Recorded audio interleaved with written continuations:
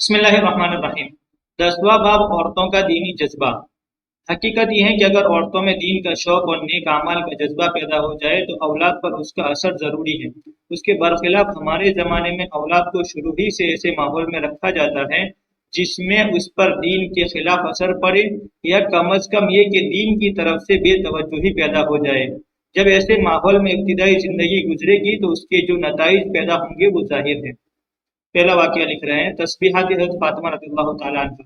हज़रत अली रज़ियल्लाहु ताला अन्हु ने अपने एक शागिर्द से फरमाया कि मैं तुम्हें अपना और हज़रत फातिमा रज़ियल्लाहु ताला अन्हा का, जो हुज़ूर सल्लल्लाहु अलैहि वसल्लम की सबसे ज्यादा लाडली बेटी थी, किस्सा सुनाऊं? शागिर्द ने कहा जरूर।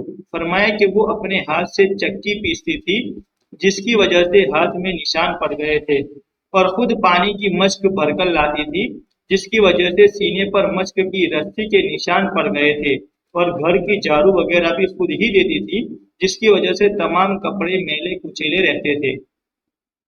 एक मरतबा हुज़ूर अकरम सल्लल्लाहु अलैहि वसल्लम के पास कुछ गुलाम बानियाँ आई। मैंने हज़रत फातिमा रज़ियल्लाहु ताला अन्हा से कहा कि तुम भी जाकर हुज़ूर अकरम सल्लल्लाहु अलैहि वसल्लम से एक खिदमतगार मांग लो ताकि तुमको कुछ मदद मिल जाए। वो हुज़ूर अकरम सल्लल्लाहु अलैहि वसल्लम की खिदमत में हाजिर हुई।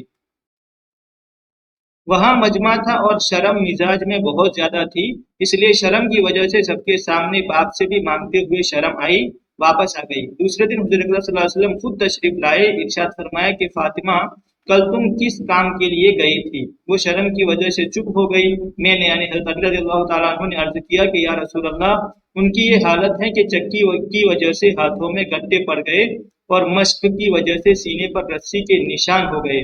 हर वक्त के कारोबार की वजह से कपड़े मैले रहते हैं। मैंने उनसे कल कहा था कि आपके पास खादिम आए हुए हैं, एक ये भी मांग लें, इसलिए गई थी। बाद रिवायत में आया है कि हज़रत फातिमा रज़ियल्लाहु ताला अन्हा ने अर्ज किया कि या रसूल अल्लाह, मेरे और अली के पास एक ही बिस्तरा है और वो भी मेढे की एक खाल है। रात को उसको बिछा कर सो जाते हैं, सुबह को उसी पर घास दाना डालकर ऊँट को खिलाते हैं। हुज़ूर अकरम सल्लल्लाहु अलैहि वसल्लम ने इरशाद फरमाया कि बेटी सब्र कर। हज़रत मूसा अलैहिस्सलाम और उनकी बीवी के पास 10 बरस तक एक ही बिछोना बिस्तरा था, वो भी हज़रत मूसा अलैहिस्सलाम का चोगा था। रात को उसी को बिछा कर सो जाते थे। तू तकवा हासिल कर और अल्लाह से डर और अपने परवरदिगार का फरीजा अदा करती रहे और घर के कारोबार को अंजाम देती रहे, और जब सोने के वास्ते लेटा करे तो सुबहान अल्लाह 33 मरतबा, अल्हम्दुलिल्लाह 33 मरतबा और अल्लाह अकबर 34 मरतबा पढ़ लिया कर। ये खादिम से ज्यादा अच्छी चीज है।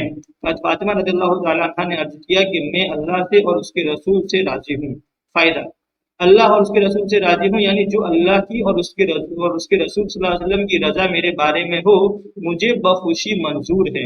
ये थी जिंदगी दो जहां के बादशाह की बेटी की। आज हम लोगों में से किसी के पास दो पैसा हो जाए तो उसके घर वाले घर का कामकाज दरकिनार अपना काम भी न कर सके, पाखाने में लोटा भी मामा ही यानी खादिम ही रखा है। इस वाक्य में जो 3 कलमे और एक मर्तबा, जो इस वाक्य में जो ऊपर जिक्र किया गया सिर्फ सोने के वक्त का जिक्र है।